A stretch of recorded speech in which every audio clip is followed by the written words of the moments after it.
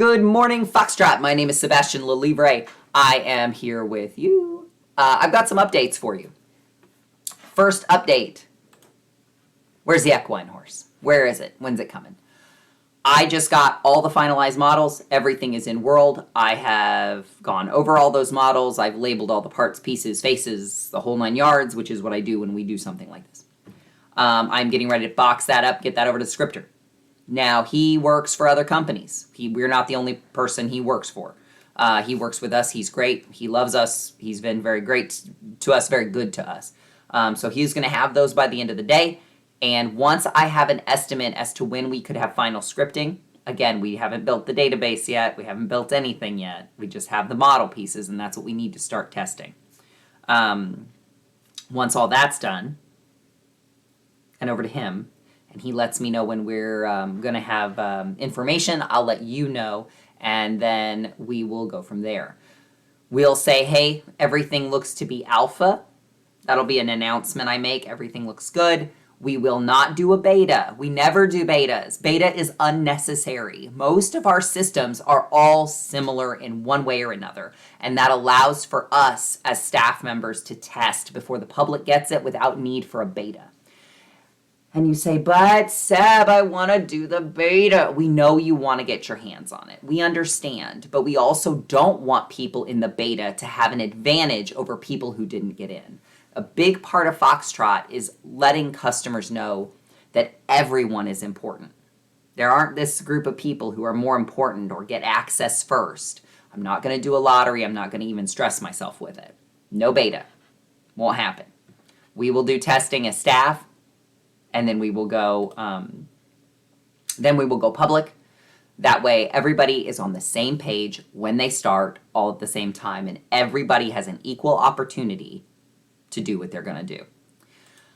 Next up, coat updates. Everybody is generationally jumping. Keza Bunny, I'm talking to you.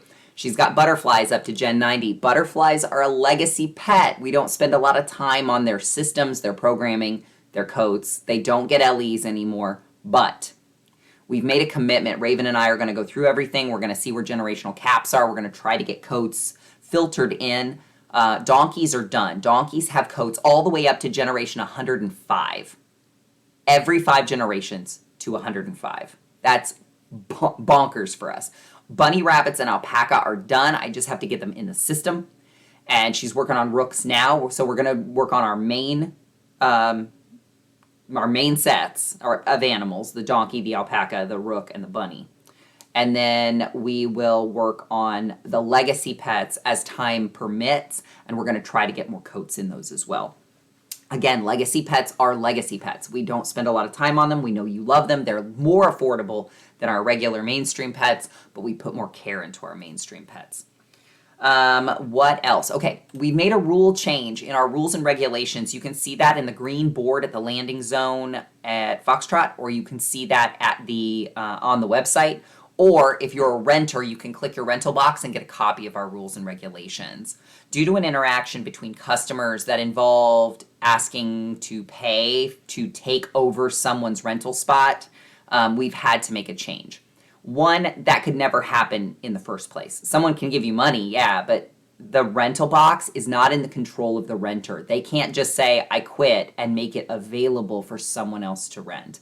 That's not how it works. When rentals become available, or when rentals open up, they actually lock.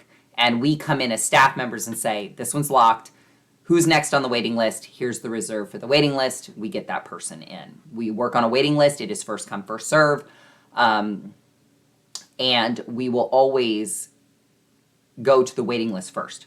I'm not skipping anybody ahead. If you want a spot in the main sim, please get on the waiting list. We are absolutely full. But Seb, you're absolutely full and I don't want to be on the waiting list. I need somewhere now. Gotcha. I understand. I got with a bunch of marketplace owners to confirm that Foxtrots were welcome and that customers could bring their business to these merchants. We have a marketplace listing that is on the website and is also in World. We send it in our main group as a notice every so often. Or you can message me directly and ask for that marketplace note card and I'll get it to you. If you want to add your business to the note card, you need to get with me first.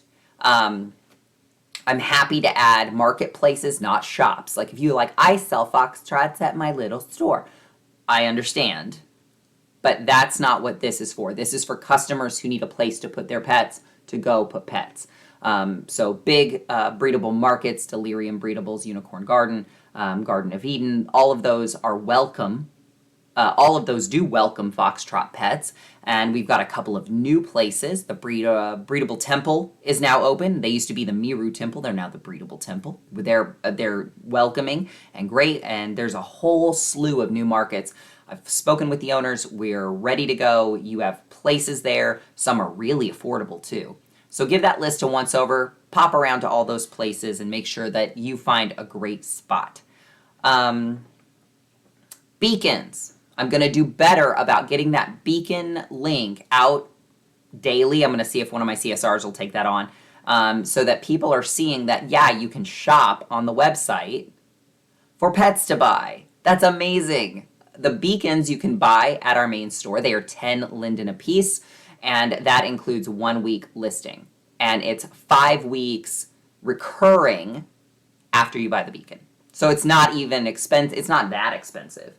But it gets that pet put up on the website. People can click the SL URL. They can go to the location of the pet, and they can buy the pet. And we are seeing it working. I am seeing pets that are going offline because they have been taken, not because their listing was removed. Not because the owner of the beacon said, I don't want to list anymore, but the pet changed ownership, and I can track that. So we are seeing this beacon system working, and I really appreciate it, and I love it, and I think it's great, and I think it does well for us. As far as anything else goes, I don't have much else on the Second Life side. Utopia Sky Grid. We are working hard for you guys. We've got a couple of projects going on the back end. Raven and I have a few things that are coming up. You are also getting an equine horse. So that's something that's coming for Utopia Sky as well. And same scenario. Once the scripter gets all the stuff, he'll build both databases at the same time. They will function identically, have different numbers. We just have to put in all the information and coat data. That's it. That's it. Which should be fine. Everything should be good. USG, your donkeys, horses, and bunnies are non-databased. If you lose one, I can't find it, but if you lose one, it's not the end of the world. Please contact me, open a support ticket, get with me. If you're a Second Life user and you have no idea what I'm talking about, that's cool. If you want to know what I'm talking about, reach out. I'll get you in touch with someone who can help you better understand what Open Simulator is and what Utopia Sky Grid is. Bottom line is there's Second Life, and Second Life is built on a like a freeware software. The grid software is available for everyone to use. You could build your own grid if you want to, and that's what Utopia Sky Grid is. It is a version. It is a Second Life version. The reason we choose to be there, they are very, very strict about intellectual property.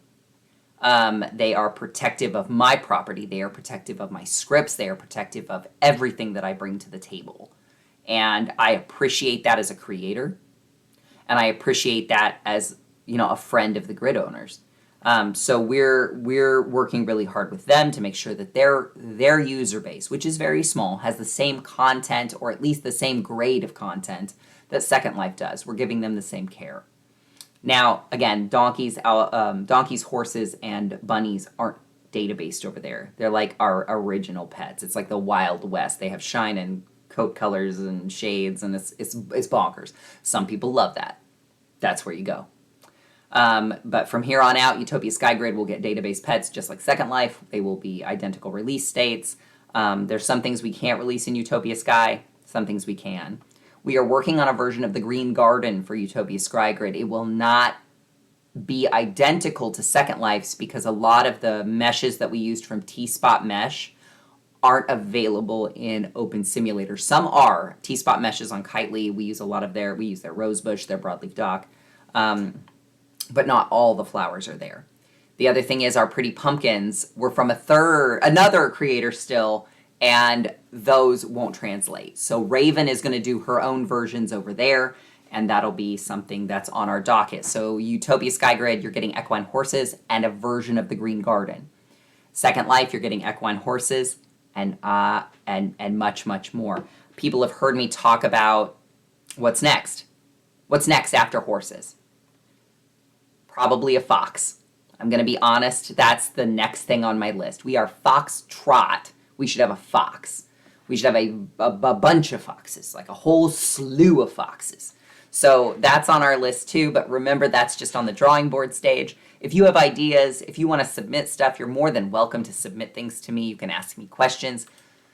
Don't freak out. You are not a bother. You will not bother me with your questions. There are no dumb questions in Foxtrot. Every customer has a right to raise their hand and say, hey, I'm having trouble, and get the help they need. If any user is bothering you or saying that's a dumb question, please reach out to me. I'll speak with them. We'll take care of it. There are no dumb questions. You are welcome here. We are all a community, and we are going to strive to work together, and we're going to strive to work better and as a more cohesive unit. I hope everyone has a wonderful day today. If there's anything you need, again, support ticket, or just IM me. I'm super accessible to you, and I want to continue to be so. So in the words of the late Jerry Springer, be kind to each other.